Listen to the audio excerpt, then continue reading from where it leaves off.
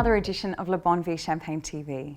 My name is Kyla Kirkpatrick, and today I'm very pleased to be opening a bottle of Pierre Peter's Cuvee de Reserve for today's episode as we look at the concept of reserve wine in Champagne. Now, Pierre Peters is a quality producer. Rudolf Peters, who's the current heir apparent, is meticulous, he's focused, and he's categorically in tune with his vineyard. And the results? Well, luminescent wines of precision, which are really a very exacting expression of his domain, of his terroir. If you see these champagnes on a wine list, it says two things. A, the sommelier knows what he's doing, and B, the rest of your evening is going to be delightful. I love visiting the cellars of Pierre Peters, and every time I visit, I pick up another pearl of wisdom or another particularity about how Rudolf makes his champagne. You could talk to him forever on champagne and not grow tired, as his passion for winemaking is invigorating. So naturally, for this episode, we need to be focusing on a non-vintage champagne, as it is only the non-vintage wines which have the addition of reserve wine, which is the base wine that's been held back, stored in the cellar from a previous year's harvest or multiple years of harvest. This aged wine is then blended into the current Vin Clair. The Vin Clair, of course, being the still white wine that happens or is created after the first fermentation in Champagne. Now, the location of the house is in the iconic village of Le Mesnil-sur-Oger, and it really sets the tone of the house, being Chardonnay focused. The village also sets the bar for quality. Of course, the house shares its neighbourhood with some other very esteemed growers, including the Queen of Champagne, the House of Salon, and the mighty House of Krug. It's a Grand Cru village with a purity of chalk that sits directly under the topsoil, which allows for a generous transfer of minerality from the vines and subsequently into the wines.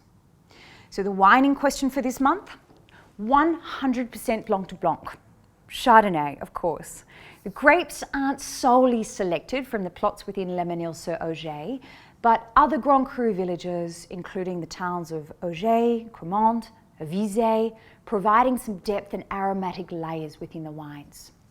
The grapes are actually drawn from approximately 50 parcels, 50 plots across the 18 hectares for the Cuvee, with the vines having an average age of about 30 years. The current year's Vin Clair are then blended liberally with about 40% of reserve wine from previous years. And here is where our focus lies for this week and what sets the Maison apart from others. Rudolf had concerns about the freshness and the preservation of his reserve wines that were being stored in vats uniquely and separately. He boldly decided in 1997 that he would blend all of the vintage reserves together. Vintage base wines as far back as 1988 all the way through to the standout of 1996 were blended together to create what, going forward, is going to be a new Solera maturing system where each year a portion of the reserve wine would be drawn down and blended with the current year's non-vintage cuvee. And the reserve tank would be, of course, topped up with base wines from the current vintage, adding to its freshness and vitality, adopting the model of aging that has been used so seminally in producing quality sherries for many, many years. It is a unique method within Champagne used by a handful of maisons. So the wine. The colour is light and very pale lemon, but you would be absolutely shocked in not thinking that it was an Italian Soave in a glass, if not for the beautiful foaming mousse. It is an absolute crescendo of tropical aromas. Bursts of lemon zest, passion fruit, and fresh apple. Very, very lifted aromatics, and it's incredibly floral. On the palate, the wine is sprightly, pure, and very precise. Has beautiful weight in the mid palate, but it does wrap up a little quickly, leaving me wanting to go back for another sip. But it's fresh, it's got oodles of vitality, which is really impressive, given it's a wine with a 40% addition of reserve wines. Proving that Rudolf is correct in his management of his reserve wines. The Solera system of adding the current harvest to the base wines really does keep this fresh.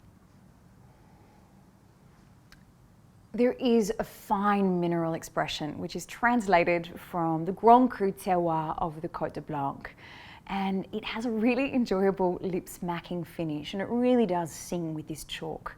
A touch more complexity in the wine would have been nice, but it's certainly fresh and it's a sensational champagne, perfect for spring. I hope you enjoyed this fabulous champagne. It is a house that demonstrates exceptional cuvées across their entire offering.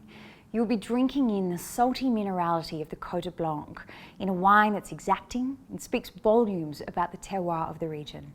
I encourage you to continue your exploration of the range of Pierre Peter's champagnes, which can be sourced through the Prince Wine Store in Australia. Please visit our Bonne Vie Champagne Club website for any more information, www.lbvchampagneclub.com, and we will see you at the next episode as we look at champagnes from the Orbe region. Thank you for watching.